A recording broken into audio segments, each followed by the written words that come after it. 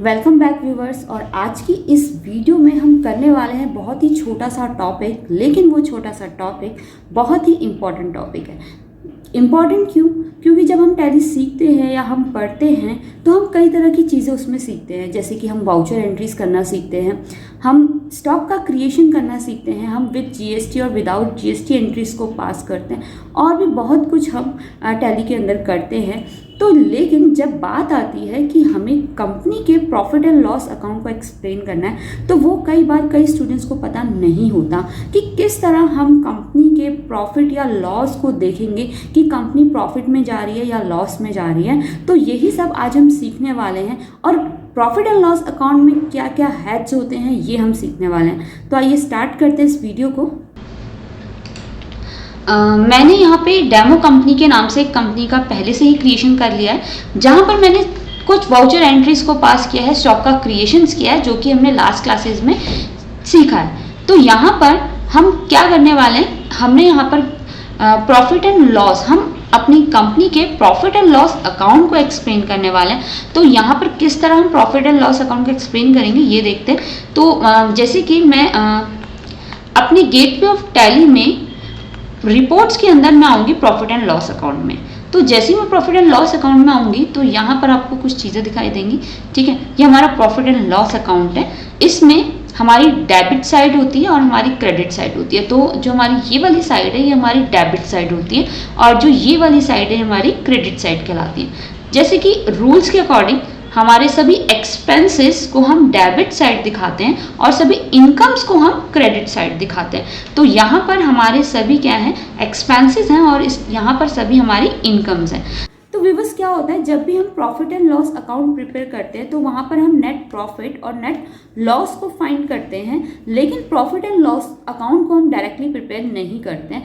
यहाँ पर क्या होता है कि टैली में हमारा प्रॉफिट एंड लॉस अकाउंट खुद ही प्रिपेयर होता है, हमें कुछ करने की ज़रूरत नहीं होती। वाउचर्स एंट्रीज हम पास करते हैं तो हमारा profit and loss account prepare हो जाता है। लेकिन प्रॉफिट एंड लॉस अकाउंट में नेट प्रॉफिट और नेट लॉस को निकालने से पहले हमें ग्रॉस प्रॉफिट और ग्रॉस लॉस को फाइंड करना पड़ता है, और वो हमारा आता है ट्रेडिंग अकाउंट से।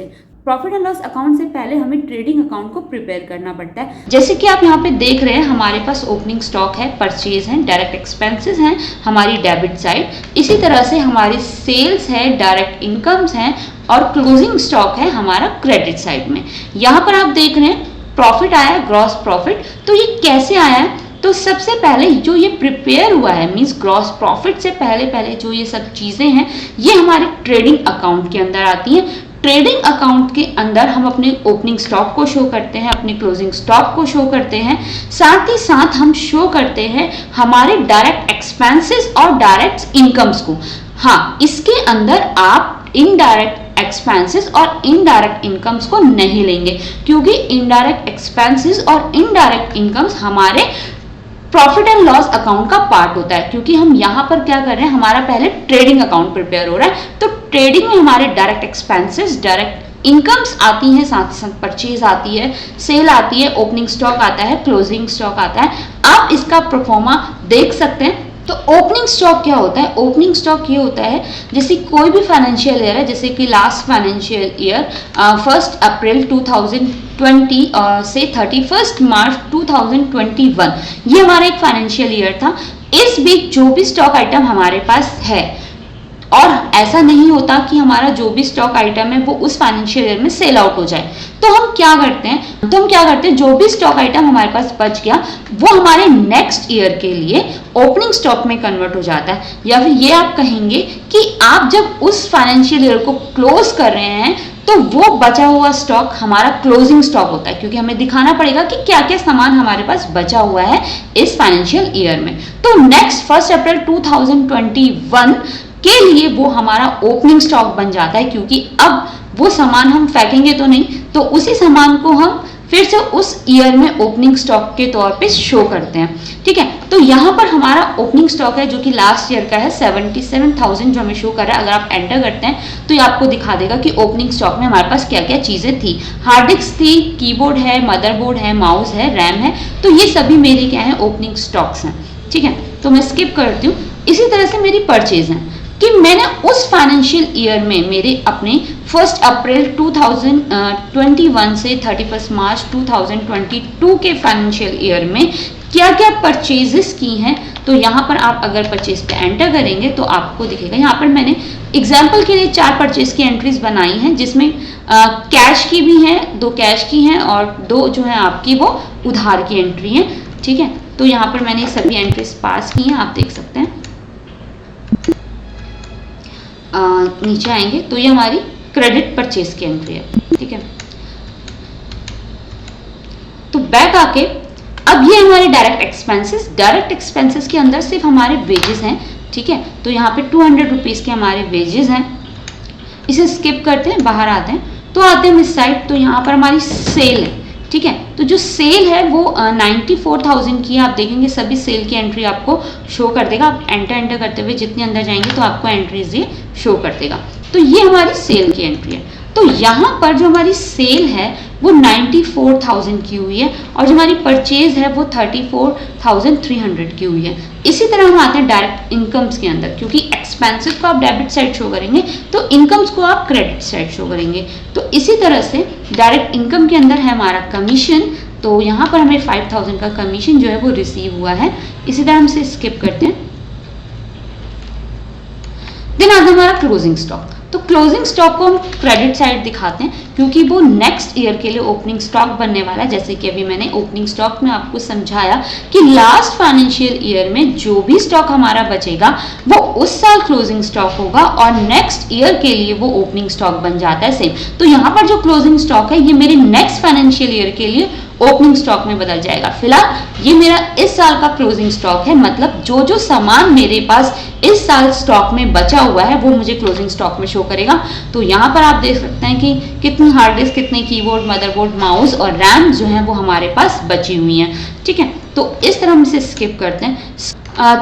यहाँ पर आ रहा है हमारा ग्रॉस प्रॉफिट।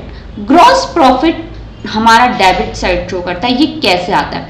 यहाँ पर आप क्या करेंगे, सभी डेबिट्स के हेड्स होंगे, जो भी ओपनिंग स्टॉक है, परचेजेस है, एक्सपेंसेस है या अदर एक्सपेंसेस है, उन सबको आप ऐड करेंगे। इसी तरह आप क्रेडिट साइड को भी ऐड करेंगे।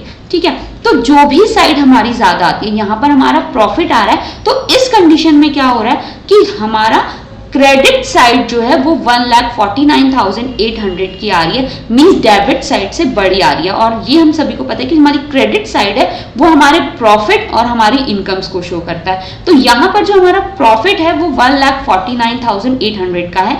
इसी तरह हम क्या करेंगे, अपनी डेबिट साइड को कैलकुलेट करेंगे, मतलब परचेज को कैलकुलेट करेंगे और ओपनिंग स्टॉक को कैलकुलेट करेंगे और डायरेक्ट एक्सपेंसेस को कैलकुलेट करेंगे।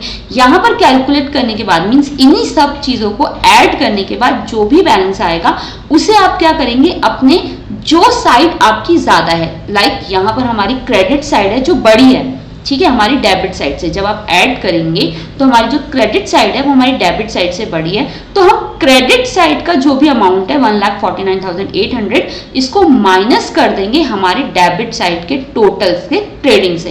तो यहाँ पर जब आप इन सबको ऐड करेंगे और इसमें से माइनस करेंगे तो आपको 38,300 मिलेगा। ठीक है, ये हमारा प्रॉफिट है। ये होता है केयर ऑफ, यहाँ पर कैरी डाउन बोलते हैं इसको। ठीक है, हम लोग अकाउंट्स की टर्म में सीडी और बीडी यूज करते हैं। CD means carry down and BD means brought down. Profit जो है वो हमारे प्रॉफिट एंड लॉस अकाउंट की क्रेडिट साइड में चला जाता है, क्योंकि वो प्रॉफिट है। इसी तरह से अगर हमें लॉस हो रहा था, लॉस किस कंडीशन में हो रहा था हमारे को, तो यहाँ पर हमारी जब डेबिट साइड जो हमारी क्रेडिट साइड से बड़ी आती, ठीक है, मींस जो हमारा प्रॉफिट है वो इस साइड आता तो ये लॉस में हो जाता। मीन यहाँ पर अगर हमारी डेबिट साइड क्रेडिट साइड से बड़ी है तो हमारे पास लॉस आएगा, क्योंकि एक्सपेंसेस ज्यादा हो रहे हैं। ठीक है, तो लॉस को हम क्रेडिट साइड में शो करते हैं। ठीक है, वो बाय डिफॉल्ट ही क्रेडिट में आपके आ जाते हैं और वो कैरी डाउन होकर हमारे प्रॉफिट एंड लॉस अकाउंट में डेबिट साइड में आ जाते हैं। फिलहाल हमें हुआ है प्रॉफिट, जो कि हमारा क्रेडिट साइड में आ गया है प्रॉफिट एंड लॉस के। इससे ऊपर ये जो है हमारा ये ट्रेडिंग अकाउंट है। Trading account, profit and loss account दोनों एक ही हैं। हमारे फाइनेंशियल अकाउंटिंग के अंदर हम प्रॉफिट एंड लॉस को प्रिपेयर करते हैं। तो यहाँ पर हमारा जो प्रॉफिट है वो ब्रॉड डाउन में आ गया है, ठीक है। तो ये है हमारा 38,300 का। तो अब प्रॉफिट एंड लॉस अकाउंट में क्या होगा, यहाँ पर सभी इनडायरेक्ट एक्सपेंसेस और इनडायरेक्ट इनकम्स को हम शो करते हैं। जैसे कि इनडायरेक्ट एक्सपेंसेस के अंदर हम एंटर करते हैं तो हमें रेंट और सैलरी को ये शो कर रहा है, ठीक है, कि हमारा इतना रेंट और इतनी सैलरी जो कि हमारा इनडायरेक्ट एक्सपेंसेस हैं। तो यहाँ पे अगेन अब हमारा नेट प्रॉफिट आ रहा है, क्योंकि प्रॉफिट एंड लॉस अकाउंट में हम नेट प्रॉफिट और नेट लॉस को फाइंड करते हैं। तो नेट प्रॉफिट हमारा आ रहा है, तो हमने यहाँ पे कैसे आया, जो ग्रॉस प्रॉफिट है जो कि हमारा ट्रेडिंग अकाउंट से आया है, उसमें से हम अपने इनडायरेक्ट एक्सपेंसेस को अगर माइनस कर दें तो हमारे पास ये अमाउंट बचेगा, ठीक है। आप ये करके देखिएगा कि 38,300 से अगर आप 32,000 माइनस करें तो 6,300 का प्रॉफिट जो है वो आपको शो कर रहा है। इसी कंडीशन में अगर आपका लॉस आ रहा होता और लॉस माइनस करने पर आपका इस साइड आ जाता, मींस नेट लॉस शो करता, तो इस मींस आपकी जो कंपनी है वो लॉस में जा रही है।